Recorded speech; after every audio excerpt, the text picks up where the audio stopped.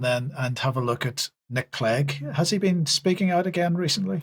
Well, unfortunately he has. And I've got to say, Sandy, lovely segue, talking about public-private partnerships. We're not too sure what is political, what is big business, and up pops Nick Clegg.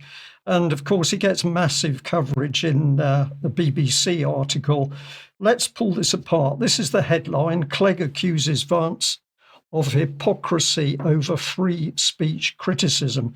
So when we see Clegg here, what are we dealing with? Because yes, he was a politician, deputy prime minister, but then he disappears off to work in America. Why has he been given all this street cred by the BBC? Let's have a listen to what he actually says. And it's quite amazing. I cannot stand the rank hypocrisy of senior right-wing American politicians flying first class or by private jet over the United Kingdom and declaring that somehow there's excessive censorship in the UK and then flying back to the US to basically intimidate and bully and cow their own opponents. So pretty strong language. You would think that he's on a squeaky clean slate here, but not quite. He goes on to say that the behaviour of many in the Trump administration is flagrantly contrary to American principles of free expression. So this is the Brit. He's worked in America for a few years, and he's now going to stick his oar into the pond in order to tell the Americans how to conduct their business. The Clegg arrogance is clearly still there. He went on to say that the UK is over censorious online, and he cited the police making 30 arrests a day for offensive posts. But it goes on still. Part of the definition of living in a free society is that you can say things that are offensive and other people which other people violently disagree with. He says that over-censoring offensive but legal speech actually empowers figures like Nigel Farage, who will get more of a hearing the more imprecise the boundaries are. So he's deep into politics. He's come back in from nowhere. Then he sticks the knife in with this one, which I'm sure you'll enjoy, Mike. Age verification rules in the Online Safety Act aimed at preventing young people from encountering harmful content do not go far enough. So this man absolutely jumping in to ensure that this pernicious act is going to be used for even further clampdown on free speech. Let's look at a little video clip now of Clegg in action from 2014. Let's see how this man performed. Go get him. Go on, Cleggy.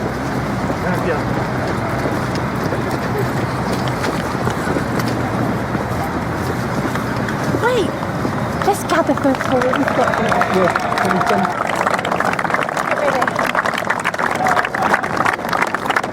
around the other side, son.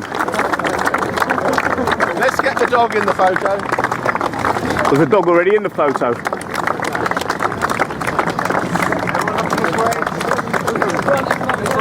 Keep the smiles up. Thumbs up.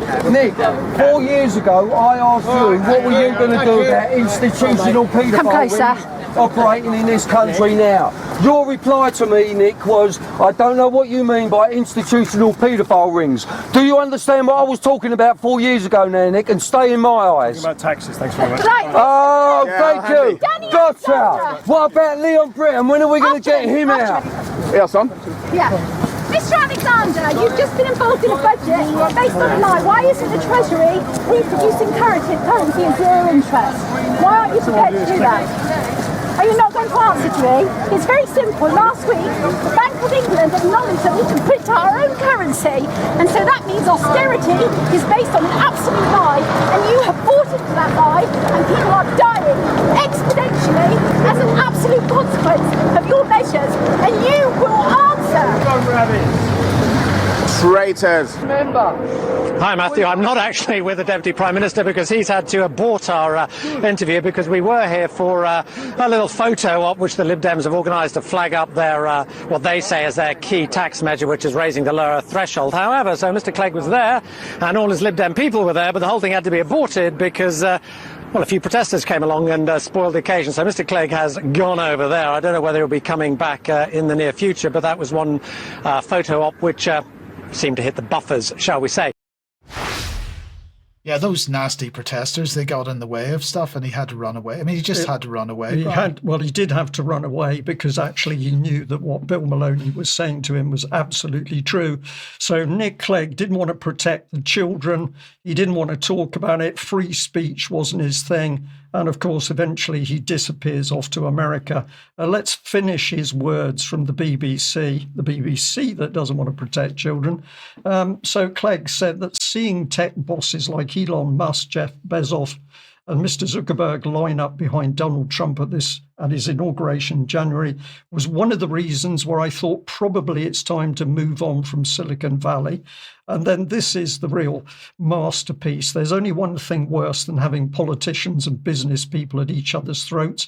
It's having them in each other's pockets. But that is exactly what he did by jumping out of a senior political role in order to go to America straight into not only big business, but big business which was censoring people's right to free speech. And now the BBC brings this man back and puts him in front of the public as if we should pay attention to a word he says. This is obscene. I'll tell you what's even more obscene than that. It's the irony in the fact that he refused to answer any questions about institutional child abuse, and yet protecting children is the justification for this entire censorious regime that we have at the moment. These people are disgusting. They are disgusting. And of course, the BBC is even more disgusting because they've chosen this man to put in front of the British public so that the public should pay attention to what he thinks and says.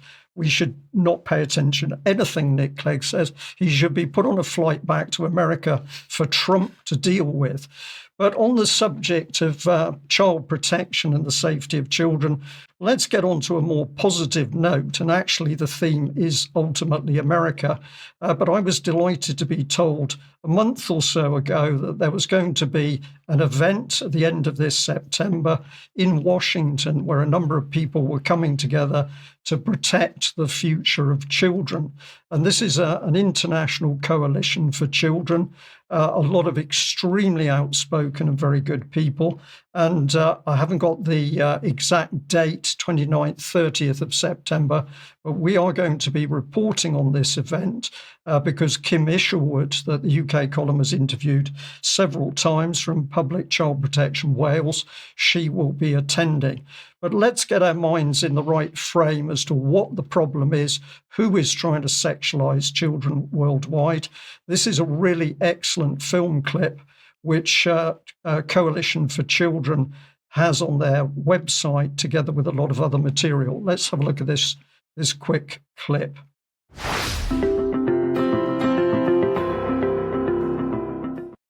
In this film, the term Comprehensive Sexuality Education, or CSE, does not refer to sex education programs in general, but rather to a specific form of graphic sexuality education.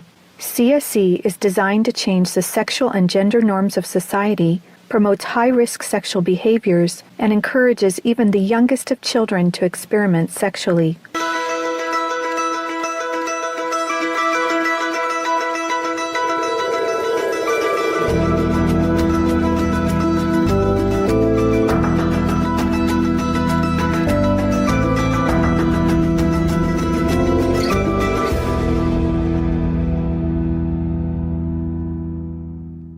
This is definitely an attack on healthy family life. It will affect your economy.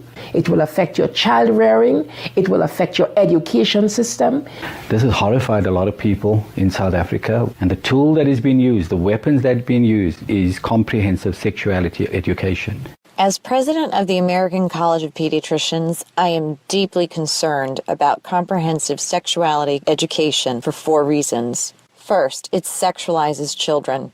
Second, it threatens children's health. Third, it promotes a dangerous gender ideology. And fourth, it undermines the parent-child relationship, which violates parental rights. My life's work has been to protect children by exposing the roots of the sexual revolution, the sexual rights movement that's led to sex education worldwide, globally. Say no to CSC! Say no to CSC! Say no to CSC! There is a worldwide war raging across the globe. Not a war of guns and weapons, but a war of ideas, ideologies, and worldviews regarding sex. This is just part of the lesson plan for what's called Making a Difference curriculum, and it is in Oregon schools and probably schools around the nation. This is instructions for the teacher in the classroom to ask her or his students, how do people express their sexual feelings? What is abstinence? And here are some answers that they try to elicit from the children. Oral sex, masturbation, anal sex, massage, holding hands, touching each other's genitals, saying, I like you. And what they're doing is equating all these things. Saying, I like you is equal to anal sex. We have had several high-level visits to Jamaica and the Caribbean from Prime Minister David Cameron of the UK, from the Secretary General of the UN Ban Ki-moon, and from President Barack Obama. This is about pressuring the Caribbean to accept the sexual rights campaign.